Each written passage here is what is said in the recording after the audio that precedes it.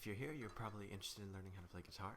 So my goal here is to release a couple videos over my spring break just to cover everything I know about how to play guitar, including chords, strumming patterns, and anything else that I feel like you guys might want to learn.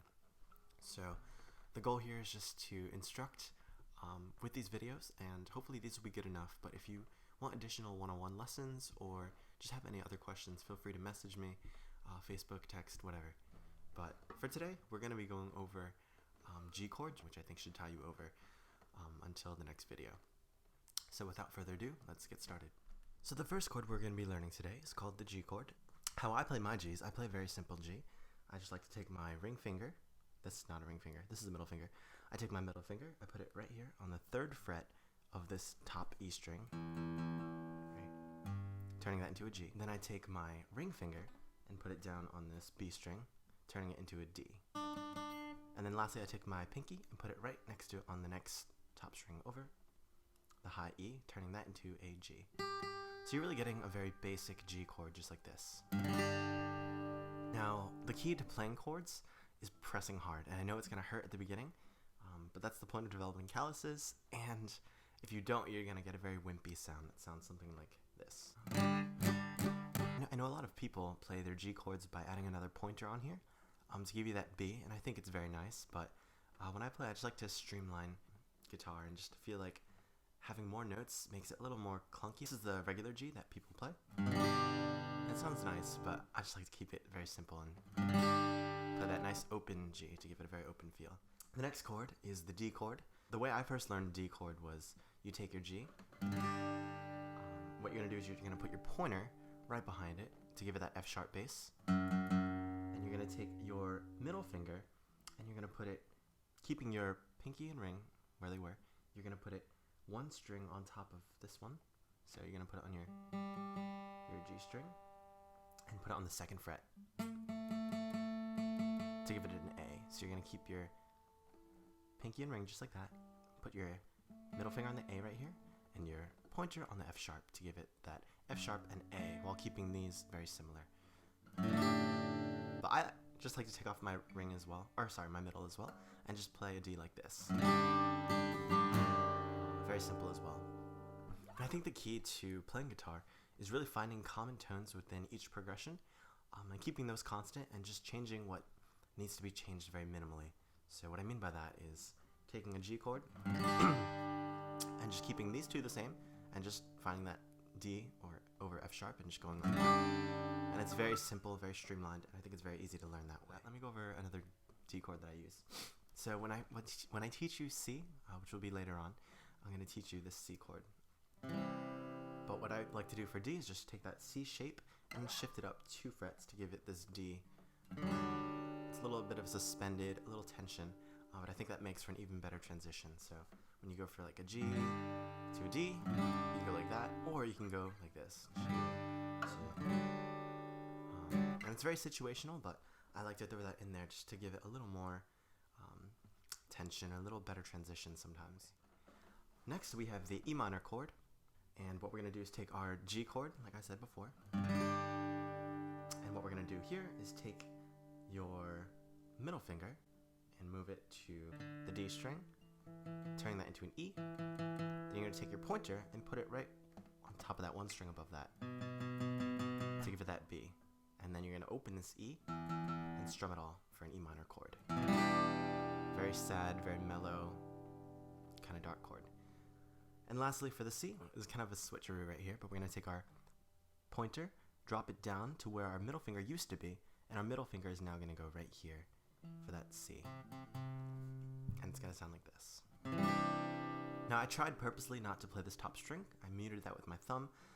But if you want to give it that E bass, a C over E, which I'll get into inversions later, you can let that ring out as well, and you'd have a nice C over E chord.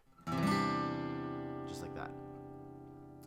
So that's the progression. I'll play it out for you guys one more time. G, D, E minor, and C.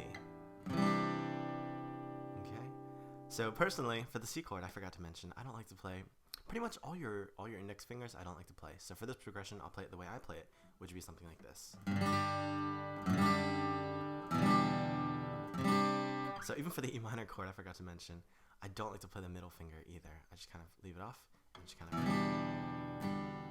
Next, I'm going to go over some chords that you might not see too often in the G progression, but here they are. The first is the A minor chord, which is just the minor second. So I guess you'll see it in usually right after a G chord, so it'd be like something like that. So for the A minor chord, I like to keep things simple. I'm just going to take your pointer, put it right here on the B string, turning that into a C. Then skip one string going up. And then on the D string, you're just going to put your middle finger right there, turning that into an E. And that's your A minor.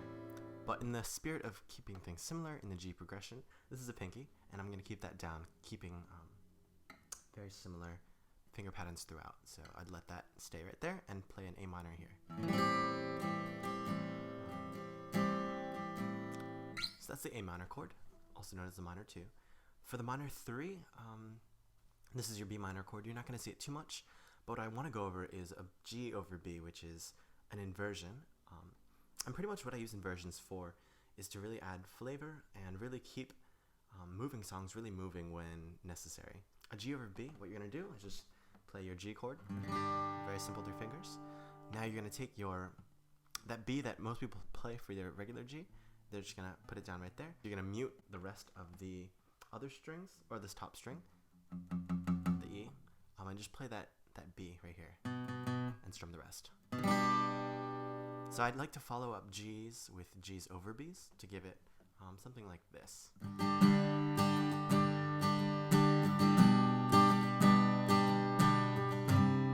then like maybe go into a C chord just like that. So I do like to use pretty much these G over B's anytime I go into a C. I try not to overuse it too much, but it's a very good transition into a C, and it just shows that you're moving things and you're not trying to keep it very similar and very stagnant. And I think I really appreciate that when I hear that done in a set or even just in music in general. So I think that's very pleasing to hear. What else?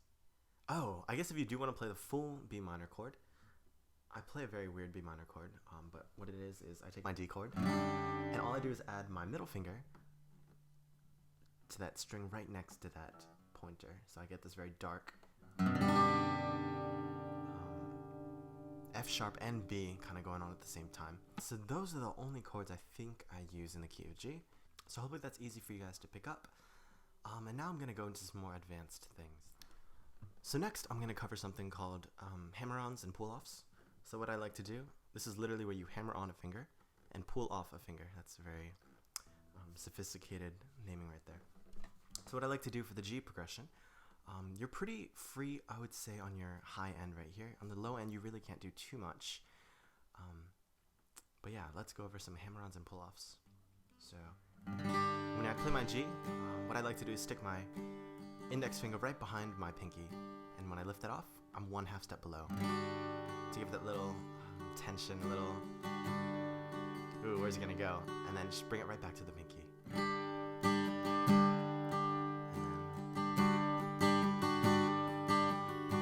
Do that as much or as little as you'd want. Next, I like to take your G string and add on an A pointer right there. So it'd be something like this. You can do that any other string as well, down here, or even down here.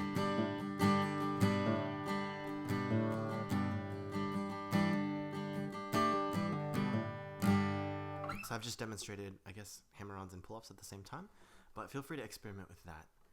So this concludes our G chord progression video for today.